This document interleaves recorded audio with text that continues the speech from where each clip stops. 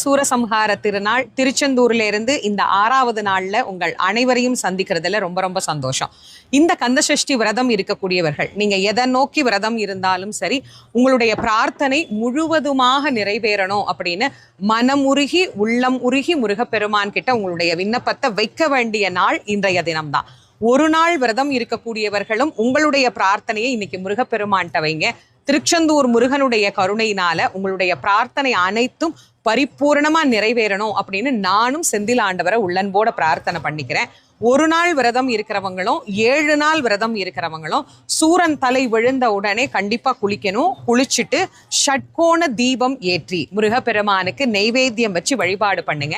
அதே மாதிரி அந்த நெய்வேத்தியத்தை சாப்பிட்டுட்டு தான் நாம விரதத்தை பூர்த்தி பண்ணணும். 7 நாள் விரதம் இருக்கிறவங்க கூட இன்னைக்கு சுவாமிக்கு நெய்வேத்தியம் பண்ணிட்டு அதை பிரசாதமாக நாம எடுத்துக்கொள்ளலாம்.